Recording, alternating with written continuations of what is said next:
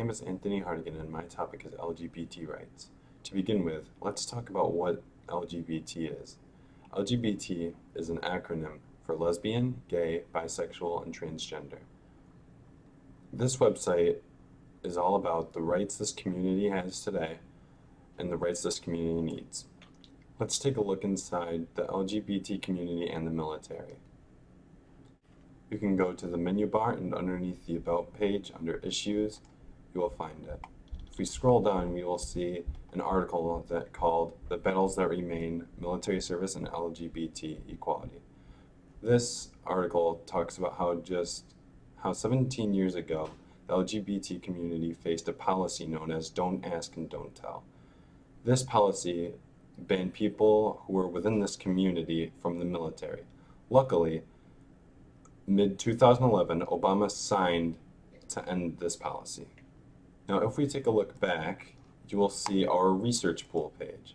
This page is to say thank you to all the pages that have helped us and to give credit for our knowledge.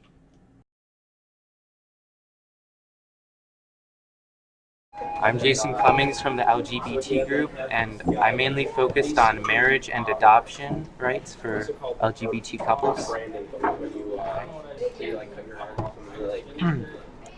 One of the articles I found for about adoption from ABC was about how one couple was able to adopt their child in a state that permitted same-sex marriage, but when they moved to Georgia, their child was considered not theirs, and they had no custody over him.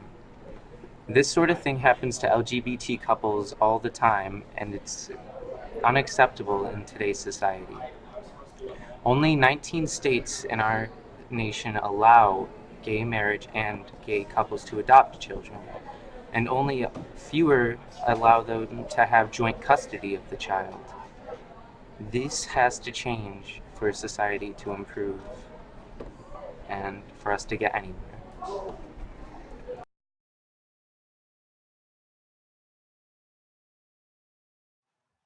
Hi, my name is Sierra Medina, and I'm going to briefly talk about LGBT hate crimes.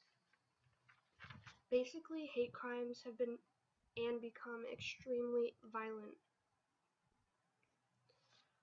Some people have gone as far as murder. Some, though, just tease and insult others, although it may not seem like that big of a deal, it is. These actions can cause certain feelings to rise in the victim. To extend, in the article, football players disrupt play, which is this one right here, it had seemed that the football players had been the ones to start the rude comments and such, causing the play cast members to become upset. These actions are not acceptable and can have large punishments if the actions become violent. Basically, the article talks about how the football players and other students were required to attend a play that had a main character that was openly gay. And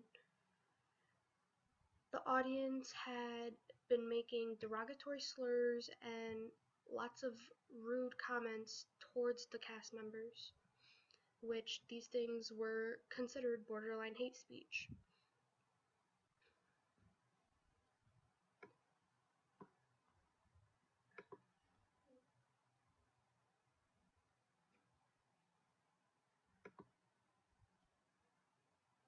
So, would Enlightenment thinkers and founding fathers be satisfied with current constitutional protections? I would say no, because today they, the government, and they're just limiting who can't get married. And they say that they're doing these things to help people be safe, but limiting marriage to only certain people is not really helping anybody. LGBT marriages shouldn't have to have a special law to make it okay for them to get married, because their marriage shouldn't be seen as making society unorderly. How is the system of checks and balances and the balance of power between federal and state governments instrumental in initiating or implementing change? It allows separate states to choose if these people are allowed to get married or not. We believe that this should be a federal government decision if if it needed to be any decision at all.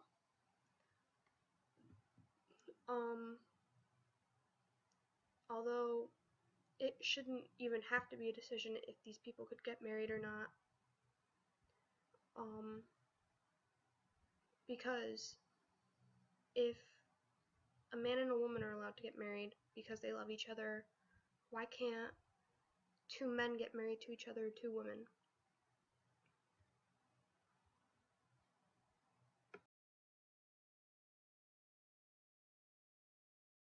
Hi everybody, my name's Emily and I'm going to be discussing the topic of religion in regards to LGBT rights.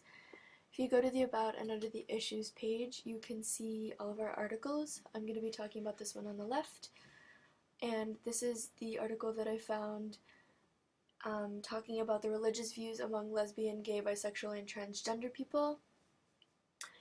And data shows through this survey that it was conducted that the unsupportive attitudes regarding same-sex marriage and the reason why people deem being gay as immoral is due to religious objections. So nearly everyone who was surveyed said that almost 1 in 6 religious institutions were unfriendly to LGBT people. This is a serious issue, especially in this day and age.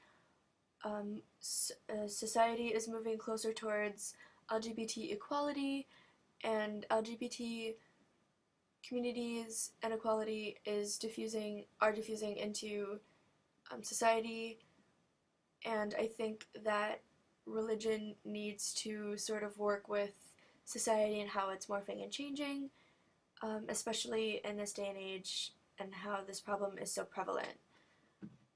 If you go to the infographic, you can see the chart where major religions stand on same-sex marriage. And as you can see, most of them are either a yes or a no for same-sex marriage. Very few are either in between or they really don't have any opinion. So I think that this is something that's really prevalent, especially in today's society when religion is such a big part of society still. However, LGBT communities and equality movements are moving in and diffusing into society as well.